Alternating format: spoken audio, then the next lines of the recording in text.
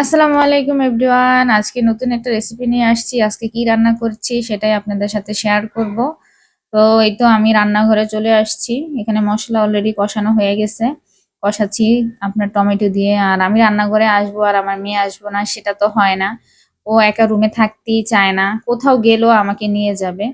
তো এটা হচ্ছে ইফতারের জন্য ডাল বেটে রেখেছি, আর রাতের এই তরকারি রান্নার পাশাপাশি একটা ভর্তা করব টমেটো দিয়ে, সেজন্য রেখেছি। তো এখানে আমি একটু রসুন বাটা, কাঁচামরিচ আর একটু টমেটো বেশি করে দিয়ে, পেঁয়াজ বেশি করে দিয়ে মশলাটা কষাচ্ছি। আজকে একটু ঝাল ঝাল করে রান্না করব, যেহেতু চিংড়ি মাছ কারি করব। তো চিংড়ি মাছের এই কারিটা আমাদেরও খুব পছন্দ। তো আজকে ইফতারের অতটা আমি ভারী কিছু করব না, বহুত আগের দিনে রয়ে গেছে। মাত্র আমরা ৩ জন মানুষ, তার মধ্যে মাহির আর পাপা নাকে মুখে খেয়ে চলে যায় তার ডিউটিতে। আর আমি আর আমার যে ভাইটা থাকে, উনিও অতটা বেশি খাওয়া মানে খেতে পারে না।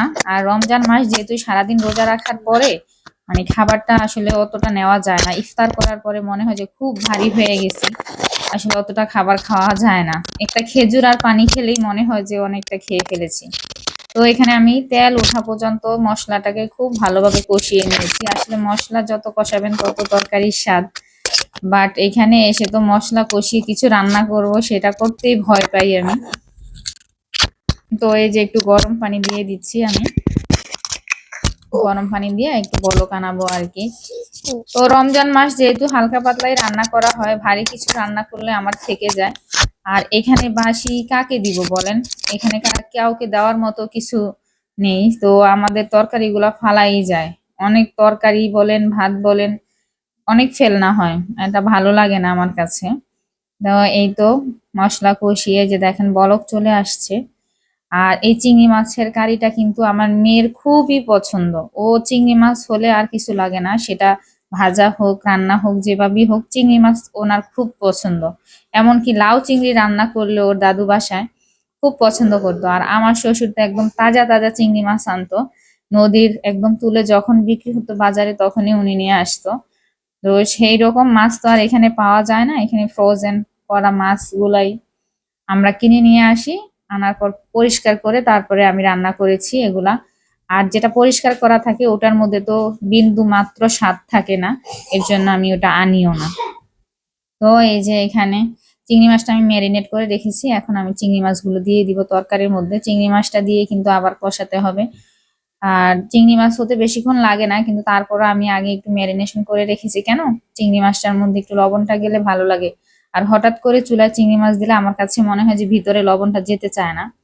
তো চিংড়ি মাছের সাইজগুলো বেশ ভালোই ছিল, একদম ছোটও ছিল না, আবার একদম খুব আহামরি বড়ও ছিল না। বাট খেতেও খুব বেশি ইয়াম্মি ছিল। তো রমজান মাস যেহেতু অত বেশি হালকা পাতলা রান্না করি আমরা, ডিনারটা শেষ করি।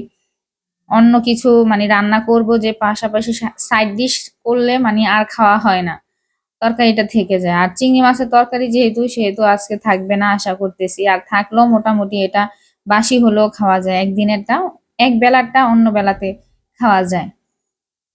আর ভোর রাতে তো একদমই আমরা তরকারি ঝোল জাতীয় কিছুই খাই না।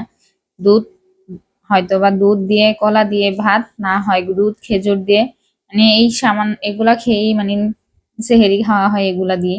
কারণ ভোর রাত্রে তো ভারী খাবারটা আমি আগে থেকেই নিতে পারতাম না, আর এখন তো আরো খাই না এখানে এসে। আর আমার কাছে মনে হয় যে দিন ছোটই, রোজা রাখতেও কষ্ট হয় না আলহামদুলিল্লাহ, আল্লাহর রহমতে। আল্লাহর অশেষ রহমত যে সুস্থভাবে এখনো রোজাগুলো রাখা যাচ্ছে, এটাও আসলে আল্লাহর একটা রহমত থাকে। তো এই যে চিংড়ি মাছগুলো একটু নেড়ে চেড়ে ভালোভাবে আমি কষিয়ে নিয়ে আর একটু পানি দিয়ে ঢেকে দিব। তো এরকম আপনারা কে কে চিংড়ি মাছ পছন্দ করেন, বা চিংড়ি মাছ তো রান্নার শেষ নেই, এক এক রকমের রান্না আছে, এক এক ধরনের রান্না চিংড়ি মাছ দিয়ে। চিংড়ি মাছ এমন একটা মাছ যেটা আলুর মতো সবকিছুতে খেটে যায়, সব তরকারির সাথে বলেন, সব বিভিন্ন রকমের মশলা সাথে বলেন, চিংড়ি মাছটা যায়। তো এই তো দেখেন আমার রান্না প্রায় শেষ পর্যায়ে চলে আসছে, তেলটা ওঠা পর্যন্ত আমি অপেক্ষা করছিলাম।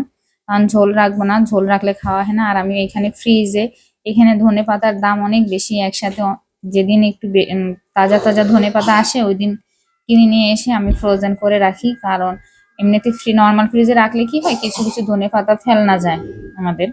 তো এই জন্য আমি এটা ফ্রোজেন করে রাখি। রাখলে কোনো মানে একদম পরিষ্কার করে রাখলে আমারও কষ্ট কম হয়, যখন না তখনই নামিয়ে দেওয়া যায়। আর ধনেপাতার কালারটা দেখতেই পাচ্ছেন যে খুব ভালো আসছে। রাস্তার সাইডের বাসা, সেই জন্য আমার সাইডে অনেক শব্দ হয়, এর জন্য সবার কাছে ক্ষমা প্রার্থী। তো আপনারা যে যেখান থেকেই দেখছেন ভিডিওটি লাইক দিয়ে দেখার অনুরোধ রইল। অবশ্যই ভালো লাগলে কমেন্টস করবেন। আর সবাই ভালো থাকবেন, সুস্থ থাকবেন। রমজান মাসে যেন আমাদের আলহামদুলিল্লাহ ভালো কাটে।